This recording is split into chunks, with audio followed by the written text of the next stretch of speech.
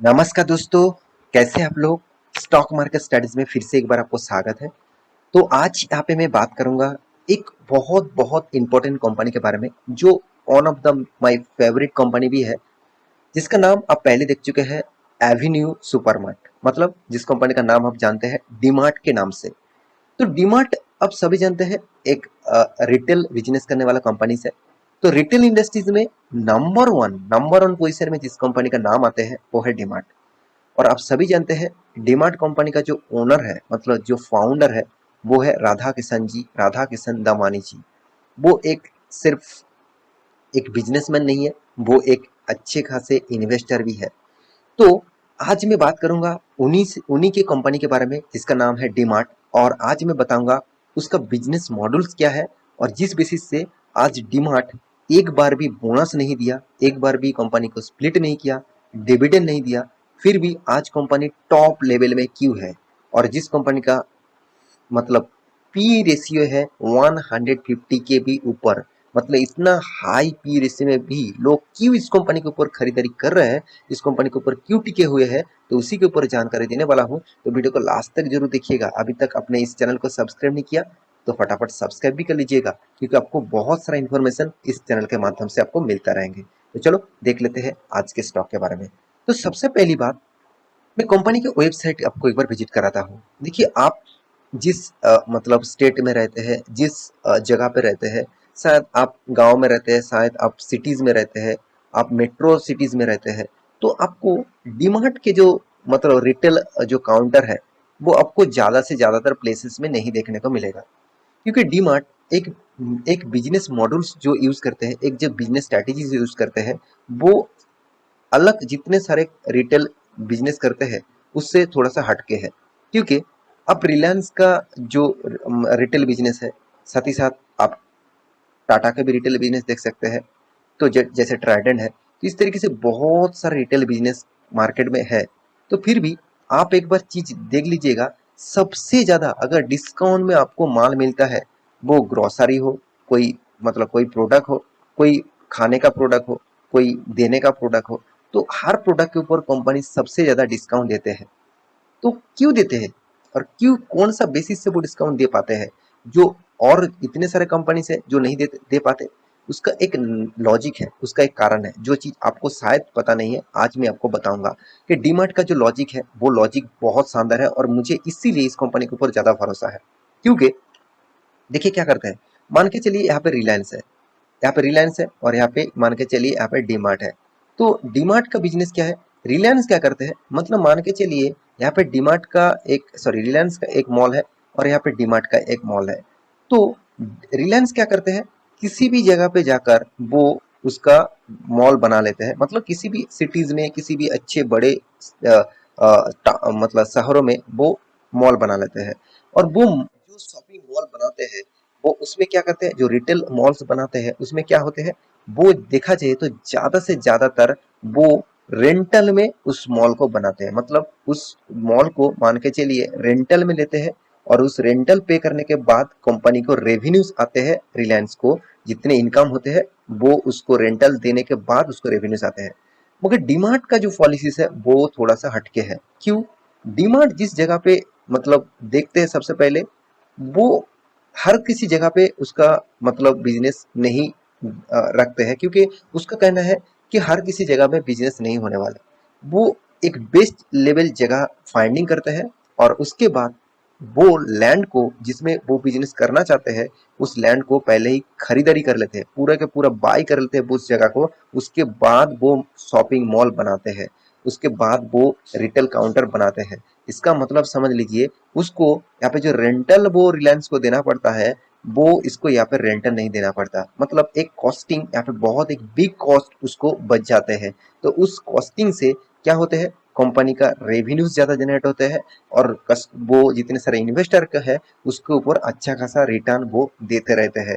सिर्फ यही एक बिग कारण है। शायद इस कारण को आपको पता नहीं है तो मुझे कमेंट जरूर करेगा, कितने सारे दोस्तों को इस मतलब डेटा को आपको पता नहीं था। तो ये था कंपनी के एक इन्फॉर्मेशन, और कंपनी बहुत सारे आउटलेट्स है, आप अलग अलग जगह पे आपको जरूर देखने को मिलेगा। तो नया नया आउटलेट्स यहाँ पे आपको देखने को मिलेगा, और कंपनी का जो प्रोडक्ट है, कंपनी जो चीज बेचते रहते हैं, आप सारे के सारे चीज देख पाएंगे यहाँ पे। कंपनी का होम केयर्स के ऊपर भी है, साथ ही साथ बेड बाथ के ऊपर भी है, होम अप्लायंस के ऊपर भी है, साथ ही साथ यहाँ पे कुकिंग भी के प्रोडक्ट है, प्लास्टिक है, टॉयज है, लगेज के भी है, फूडवेयर के भी है। मतलब हर इंडस्ट्रीज का प्रोडक्ट कंपनी उसको रिटेल शॉप में बेचते रहते हैं। जैसे किड्स का ड्रेसेस भी है, वोमेन्स का भी है, मेंस का भी है, और फ्रूट एंड वेजिटेबल्स भी कंपनी बेचते रहते हैं। मतलब हर प्रोडक्ट कंपनी बेचते रहते हैं, मतलब उस लॉजिक से बेचते हैं जो दूसरे कंपनी लॉजिक से नहीं बेचते। क्योंकि देखिए, बिग बाजार जैसे कंपनी, बिग बाजार का भी रिटेल बिजनेस है, मगर बिग बाजार उस बेसिस से काम नहीं कर पाते। क्योंकि अब बिग बाजार के एक बार चार्ट पैटर्न देख लीजिए। जो कंपनी पहले कितना अराउंड 600 650 में चल रहा था, आज वो कितना 8 8.5 रुपीज में चल रहा है। इसका आप मान के चलिए फ्यूचर रिटेल जो आपको बिग बाजार नाम से आप जानते हैं, तो उसका उसका हालत क्या हो गया आप एक बार देख लीजिए। तो फ्यूचर रिटेल का हालत एकदम बर्बाद के जैसा हो गया। क्योंकि इसका बिजनेस मॉडल्स, आपको मैं जो डीमार्ट का जो बिजनेस मॉडल बताया हूँ, वो टोटली टोटली अपोजिट है। और इसका बिजनेस मॉडल इसीलिए आज कंपनी लॉसेस में जा चुके हैं। और आज डीमार्ट का जो पोजीशन है आप खुद ही देख सकते हैं, किस बेसिस से वो बिजनेस को खड़ा कर पाए और किस बेसिस से चल रहा है। क्योंकि कंपनी का जो मार्केट कैप है, कोई छोटा मोटा कंपनी मत समझ लेना। कंपनी करीबन करीबन 2,20,000 करोड़ से भी ज्यादा है। तो इसका मतलब कितना बड़ा कंपनी बन चुका है आप देख सकते हैं। हाँ, एक चीज मैं आपको जरूर कहूंगा, ये चीज मुझे बहुत सारे दोस्तों ने कमेंट किया, सर इस कंपनी का पी रेशियो 150 है। मतलब कंपनी एक एक रुपया कमाने के लिए 150 रुपया इन्वेस्ट कर रहे हैं। ये क्या अच्छी है, क्या सही है? मैं जरूर कहूंगा, एक्चुअली देखा जाए तो अकाउंटिंग के हिसाब से बिल्कुल गलत है। मगर इतना ज्यादा पैसे देख के 1 रुपया कमाना क्या अच्छी बात होते हैं? बिल्कुल नहीं। फिर भी अगर कंपनी बेस्ट है, कंपनी का परफॉर्मेंस बेस्ट है, तो उसके हिसाब से तो इसको कंसिडर आपको करना ही पड़ेगा। क्योंकि मैं नहीं कह रहा हूँ, राकेश झुनझुनवाला जी ने खुद कहा है कि अगर कंपनी बेस्ट है, कंपनी का परफॉर्मेंस बेस्ट है, तो आपको सोचना चाहिए उस कंपनी का प्राइस रेंज जितना भी ज्यादा हो तो उसके ऊपर आपको टिके रहना चाहिए। क्योंकि उस कंपनी का प्योर इसे नहीं, उस कंपनी का बिजनेस अगर बेस्ट लेवल में चल रहा है, उसका परफॉर्मेंस अगर बेस्ट लेवल में है, तो उस कंपनी फ्यूचर में आगे जा सकता है। आप कहेंगे सर कंपनी का चलो इनकम तो जबरदस्त हो रहा है 1400 करोड़, और कर्जा भी आपके हिसाब से कम है। क्योंकि कंपनी की इनकम ज्यादा है, कंपनी का कर्जा कम है, 50% कम है। चलो ठीक है, अच्छी बात है। कंपनी का return of equity, return of capital employed एक एवरेज लेवल में है।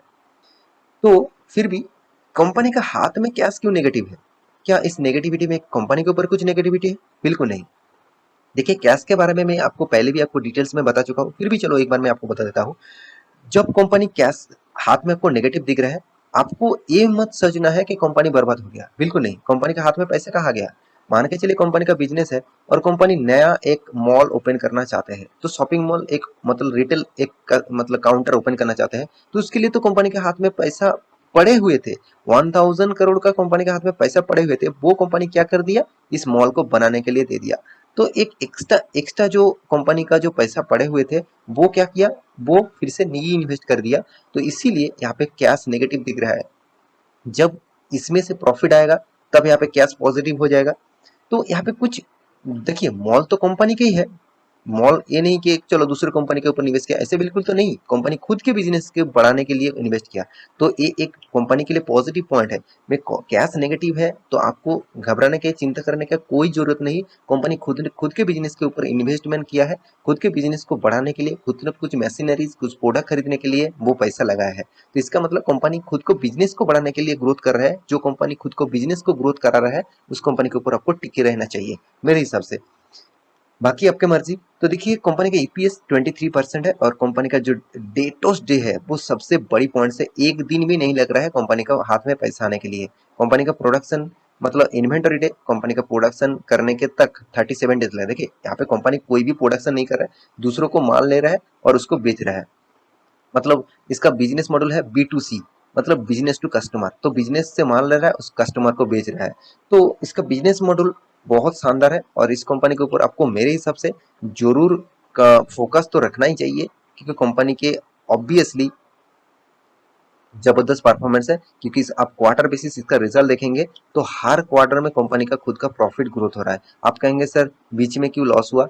इसका कारण आप सभी जानते हैं। बीच में लॉस होने का कारण, क्योंकि लॉकडाउन पीरियड में कंपनी का बिजनेस बंद था, मॉल बंद था, तो इसलिए लॉसेस हो रहा। फिर भी देखिए आप साल भर की तो डेटा देख लीजिए, साल भर में आपको कभी भी लॉस नहीं दिखेगा, हर साल में कंपनी का प्रॉफिट ग्रोथ होता चला जा रहा है और दिन के दिन कंपनी का प्रॉफिट बढ़ते चला जा रहा है। तो ये एक बिग पॉइंट्स है। और कंपनी और एक चीज आपको दिखा दो, कंपनी आपको शानदार रिटर्न दिया। आप कहेंगे सर एक साल में कुछ भी रिटर्न नहीं मिला, अराउंड 4%। तो फिर भी मैं शुक्र करूं, कंपनी आपको 4% रिटर्न दिया। बहुत सारे कंपनी तो 15, 20, 50% से भी ज्यादा लॉसेस भी दिया, फिर भी इस कंपनी 4% आपको पॉजिटिव में रिटर्न दे रहा है, मतलब आपका फंड पॉजिटिव में है। तो फिर भी देखिए कंपनी 3 साल 5 साल में तो शानदार रिटर्न दिया, अराउंड 30% से ऊपर। तो कोई भी कंपनी आपको 30% के ऊपर रिटर्न दे रहा है तो उस कंपनी के ऊपर आपको बेस्ट लेवल कहना चाहिए। देखिए ये नहीं कि कंपनी में खासियत कुछ नहीं फिर भी कंपनी रिटर्न दे रही है, ऐसे बिल्कुल नहीं। कंपनी का सेल्स ग्रोथ देख लीजिए, कंपनी का प्रॉफिट ग्रोथ देख लीजिए, कितना पॉजिटिव लेवल में है। फिर भी मैं कहूंगा कंपनी के ऊपर एक आपको एक बार स्टडी तो जरूर करना चाहिए, क्योंकि कंपनी अगर खराब होते तो इंस्टीट्यूशन जो एफआईएस ने पहले 5% होल्डिंग रखे थे वो अभी 8% होल्ड करके रखा है। जो डीएस ने 3 3.5% होल्डिंग रखे थे अभी वो 6.5% होल्डिंग रखा है। पब्लिक ने 9% था, अभी वो 9.5% ही है। प्रोमोटर के पास 81% था, अभी वो अराउंड 75% होल्डिंग प्रोमोटर के पास है। और इसका प्रोमोटर कौन है आप खुद ही देख लीजिए, यहाँ पे देखिए राजस्थान मतलब दमानी जी के पास ही सबसे ज्यादा हिस्सेदारी है, अराउंड अराउंड 34% होल्डिंग उसी के पास है। बाकी बहुत सारे प्रोमोटर्स है इसके, तो उसके ऊपर भी होल्डिंग यहाँ पे देखने को मिलेगा। तो ओवरऑल बात करूं इस कंपनी के बारे में तो कंपनी की शानदार परफॉर्मेंस है। इस कंपनी के ऊपर आपको फोकस तो जरूर होना चाहिए, और आप इस कंपनी के ऊपर निवेश करके रखे हैं तो आप लंबी मतलब पारी खेलिए। शॉर्ट टर्म पारी में आप कुछ भी हो सकते हैं, लॉन्ग टर्म पारी में खेलिए तो आपको एक अच्छा खासा रिटर्न और अच्छा खासा आपको रिटर्न मिले, प्रॉफिट भी मिलेगा। देखिए मैं पहले ही बता चुका हूँ कंपनी कोई भी आपको यहाँ पे एक्स्ट्रा बेनिफिट नहीं देते, कोई भी डिविडेंड, कोई भी स्प्लिट, कोई भी बोनस, कोई भी बायबैक, कुछ भी नहीं देते। तो फिर भी कंपनी आज टॉप लेवल में है। इसका मतलब समझ लीजिए बेस्ट परफॉर्मेंस मतलब कंपनी कुछ भी ना दे फिर भी उसके ऊपर कस्टमर टिके रहेंगे। तो आपको भी इस कंपनी के ऊपर भरोसा होना चाहिए। तो आशा करता हूँ सारे जानकारी आपको मिल चुका है। मेरी इस वीडियो आपको कैसे लगा जरूर कमेंट करना, और इसी तरीके से वीडियो पाने के लिए चैनल को सब्सक्राइब भी करना। मिलते हैं नेक्स्ट टॉपिक लेके, तब तक ले अच्छे से रहिए, अपना ख्याल रखिए, बाय बाय।